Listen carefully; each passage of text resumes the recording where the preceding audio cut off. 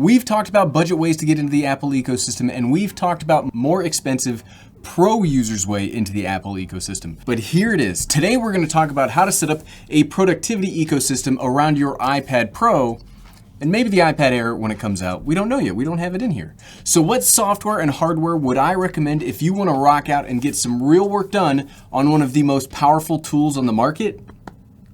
Let's find out. I'm always nervous that it broke. What's up, everyone? I'm the Everyday Dad, and if I can figure it out, you can figure it out. I know. It seems weird that this guy Gary has way too many computers, and he actually uses an iPad for the majority of his work? That doesn't sound right. What's he on about? Gary, what do you want about it? Before we really dig into the video, I want to stress this point really quickly. I use my iPad for most, not all of my work. The biggest thing that I can't yet switch over is video editing, but as updates continue to come out for the iPad, that dream of mine to use this for everything gets closer and closer. And I say that to answer all of the comments that I already know are going to be showing up down below saying that professionals don't use iPads. I'm a professional. I am the definition of a professional. That's not boasting, that's not bragging, that's just what I do for a living. Both as a video producer here and as a software project manager in my day job. I'm a professional, I use an iPad. There you go. But when it comes to video editing, yes, I do not primarily use an iPad for that task. I use my Windows PC or I use my MacBook. Oh, back to this. When it comes to team synchronization, planning, calendars, emails, script, writing spreadsheets, everything that you actually have to do for work, that's done right here. That is done on my iPad Pro. And the first thing that I want to talk about today, if we are building an ecosystem around it, is I want to talk about the things that you don't have to buy. I could very easily, it would be real easy for me to just load this video up with a bunch of stuff and say, hey everybody, go buy all this stuff. Go buy all this stuff and use my convenient affiliate links down below. We don't want to start off with spending money. Yes, there will be some additional things that I'll recommend in a little bit, but they'll be recommended because they have a place, not just because I want you to buy them. Let's start off with the free stuff, and that's the part of the ecosystem that's actually the full suite of productivity tools that comes either pre-installed on your iPad or you can download for free from the Apple App Store. We mentioned this in the last video about why you should try the iPad Pro, but today I want to dive a little deeper because when it comes to productivity or creative work, the hardware is cool, but the software is essential. Without the software, you might as well use a notebook. Like a paper notebook, not a laptop. This software is crazy powerful and surprisingly so. You get a mail client, calendar, spreadsheet generator, word processor, collaboration notes, audio editor, and video editor, all for free. You don't have to pay money every month to Microsoft. You don't have to buy super special apps that YouTubers tell you to buy. It's all here, and it actually has a name. It's called iWork. I seriously just learned that. I've been using this primarily for almost a year, and I had no idea that the suite itself actually had a name. The key pieces of this software, though, from my perspective, are Keynote, Numbers, Calendar, and FaceTime. With those four, you can manage anything. Numbers is admittedly a little wonkier to use on the iPad. If you are used to using something like Excel on macOS or Windows, it will take some getting used to. It's not necessarily a one-for-one comparison of Excel for Numbers. There's some workarounds that you'll have to figure out just because the way an iPad functions as opposed to a more traditional computer. But once you do, you can still add all your formulas. You can set it up how you would want to a regular spreadsheet. There is some learning, but there's no loss of functionality. Calendar is actually my favorite because generally I don't need a complicated or in-depth option. I just want to be able to create events quickly, send out invites, set reminders, add attachments if needed, and move it around when I've got to throw it all out the window because somebody decided somebody else's calendar didn't mesh up. So we got to throw everything out, and then the whole thing we've been planning for weeks ends up being a 15-minute phone call when it needed to be like an hour meeting. That's not frustrating at all. Calendar does all that easily, but why I like it so much and why I like it on the iPad is the touch functionality of the screen. All you have to do is you just move the events around by tapping on the screen. That feels so much quicker than clicking and drag. That doesn't sound like much with us just talking about it, but in practice, it's so good. Now, we could go for much longer than this, but I don't want to bore you with a whole video on iWork. But this is such a good thing about using the iPad for productivity is you don't have to buy anything. You don't have to use all the fancy databases and paid software and apps. You get a totally functional suite for free. And if you don't want to use that, that's another good thing, is you don't have to stick with this if you don't want it. You can download a whole range of other apps that are also insanely powerful, such as the Google Suite or Notion or other big players in the productivity industry. The great thing about the iPad is it's running on Apple, and Apple, since it has such a stranglehold on its ecosystem, they can design around one thing instead of having to design for 100 different kind of tablets, 100 different kinds of phones running different software. This is all standardized, and that really helps software developers, and that lets them really specialize their apps without needing to worry about all that hardware configurations. As a software program manager, having to worry about hardware configurations it's frustrating, right? If you only have to worry about one set of firmware and one set of firmware updates, it's just better. Blah. Software is important, but that's grown up and boring, and who wants that? This is YouTube, and YouTube is about exciting new things, right? Yeah.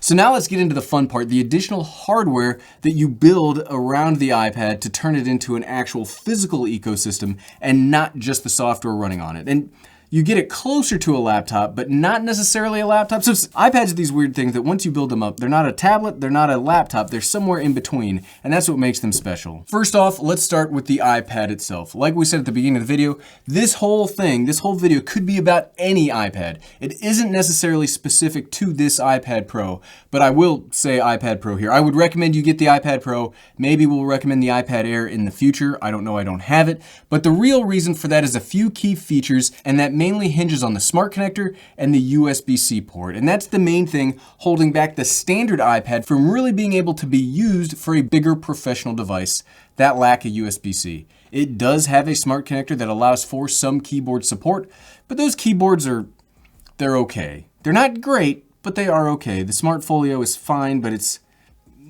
With this iPad, we get some really powerful specifications. We get the A12Z processor, which compares very closely to actual laptop-sized traditional processors. We get a beautiful Retina panel that does do high refresh rates, if that's a requirement of yours. It has fantastic speakers for conference calls and a pretty good 1080p web camera to take those conference calls into teleconference space. FaceTime, if you haven't used FaceTime as a collaboration tool, it's actually legit. Really, what's under the hood on this iPad is a set of some of the most powerful internals that I've seen on a computer, and it does it with no noise. It has no noise because it has no fans. Do you think there's a teeny tiny little fan in here? There's not. I do think the iPad Air is going to be able to supplant this as like a more budget option, and hopefully we'll be able to buy one soon. Like, as this video is going live, I really hope that I've already been able to pre-order one. All of this costs around $799 retail for the 11-inch model with 64 gigabytes of storage, and you can go up from there. You can also find these on sale pretty regularly now, so do your homework before buying one. You can probably save a lot of money, or even get the 2018 version for even cheaper. Next to the iPad, I would recommend some kind of a phone. Sure, any cell phone from your preferred brand could work, because really the main thing we're looking for is a wireless hotspot. But you get a lot more functionality with an iPhone working with the iPad than, say, something like a Pixel or a Galaxy phone. If you want that sweet AirDrop, iMessage sharing, and so many other cool Apple-specific features, you'll need to go with an iPhone. And while yes, the iPhone 12 was just announced, and I will have also hopefully pre-ordered it by the time this video goes live, I'm gonna stick with the iPhone SE in this spot. I know that's gonna be slightly contentious, and if you need some of the features of those higher end phones, then by all means, please go buy one of those. The real reason I'm gonna keep the SE here is because in reality, if we're talking about a professional setup, this could potentially be there could potentially be a lot of traveling in place, and there's a lot of work travel and work collaboration where Face ID just doesn't cut it anymore. A lot of work will get done on the phone. That's not an iPad ecosystem thing, that's just a life thing. And I do think that as an enterprise sort of device, I would continue to go with the SE because of its lower price point, also fantastic internals, Touch ID, you just get more for less money, which means you could get more storage space if you save that money on the phone itself. Just because we're building an Apple ecosystem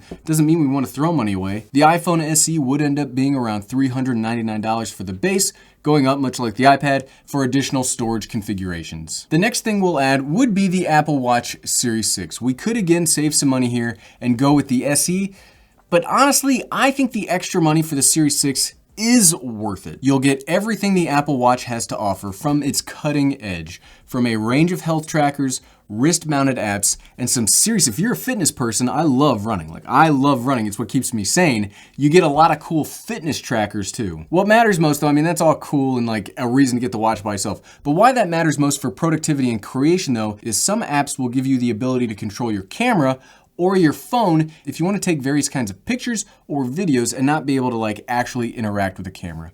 But the real part is professionalism. Nobody likes somebody that constantly checks their phone or is looking at it during a meeting or if I'm trying to work with you, out and about. But looking at your watch from time to time is far more subtle, and so long as you aren't like glued to your watch, this is not better. This is not any better. But so long as you're not glued to it, it's a much better way of getting your notifications while interacting with other human beings. Plus, you do get all of those notifications. You don't need to have your phone like, sometimes it's just frustrating me to take my phone out of my pocket. I put my phone away for a meeting. I don't want to then drag it out. You can get all of your notifications from your wrist. It's like Inspector Gadget. I would though say that this is the weakest part of the ecosystem, and if you had to drop something due to price, this is the first thing that I would drop. It does give you value for what we're trying to do here. It's not extraneous, it's just if you have to cut money, this is the first place I would do it. We've talked about the main products that comprise this ecosystem, but as this is an iPad, it's not a computer, it doesn't have a built-in keyboard and things like that. We are gonna need a few accessories to turn this into something that you could really use for work. The first thing that I'd start off with is some kind of keyboard case. The one that I personally recommend and that I personally use is the Magic Keyboard because it is, like I've said, 4 accessories in one. It's a stand, it's a keyboard, it's a mouse, and it's a charger.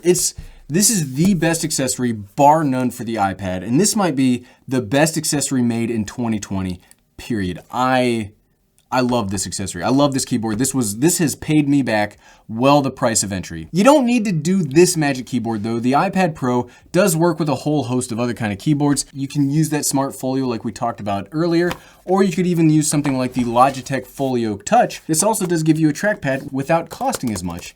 And man, can you hear that? This does have a better typing experience than the Magic Keyboard, but I don't like that you need to have a stand. Like, that kind of kills the lap potential right there. I'd also recommend some kind of USB-C dongle because that opens up so much more functional set of I/O, like SD card, Ethernet, HDMI, USB-A, all sorts of things. Now, I won't go too far past this as I've already made several videos talking about specific accessories for the iPad, but you do need the keyboard and the dongle are really the two things that you need to get the most out of it. And if you want to hear stuff, the AirPod Pros continue to be the best thing for a professional.